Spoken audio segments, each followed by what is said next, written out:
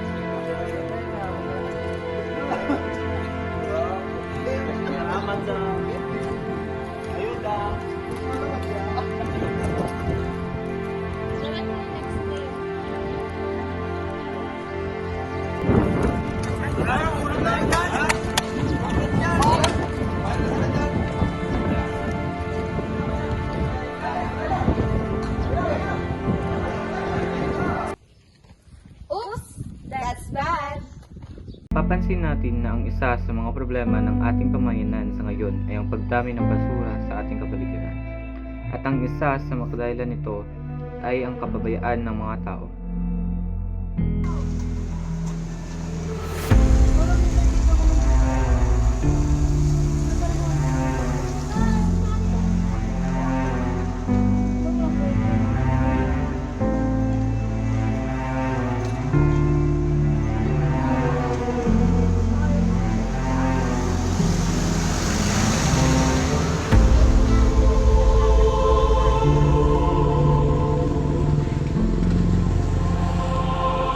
Dahil sa pagdami ng mga basura sa ating kapaligiran ay hindi na natin alam kung saan natin dadalhin o kung ano ang dapat natin gawin para mabawasan ang mga ito.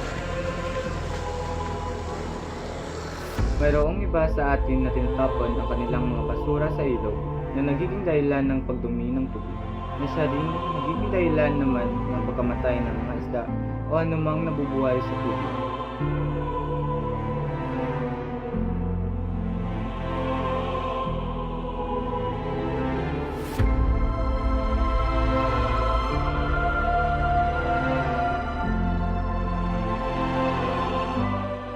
Isa rin ang basura sa mga sanhi kung bakit bumabaha sa iba't ibang lugar dito sa ating bansa. Upang maiwasan ang anumang mga problema sanhi ng basura, dapat tayong gumawa ng paraan upang malutas ang mga suliraning dulot nito. Ano ba ang dapat natin gawin upang malutas ang mga suliranin sa basura? Upang malutas ang suliranin sa basura, dapat tayong maging responsable sa lahat ng pagkakataon.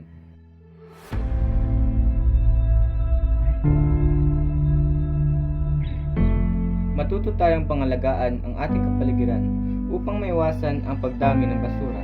Bakit hindi natin pag-aralan ang mga alternatibong paraan sa pagtatapon nito? O din naman kaya ay ang mga paraan maiwasan natin ang mabilisang pagdami ng basura sa ating pamayanan?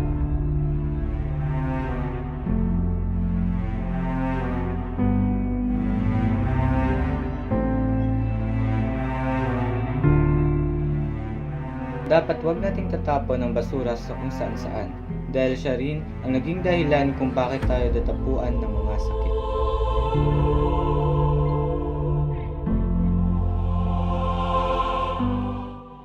Lagi nating tandaan na ang basurang tinapon mo ay babalik sa iyo.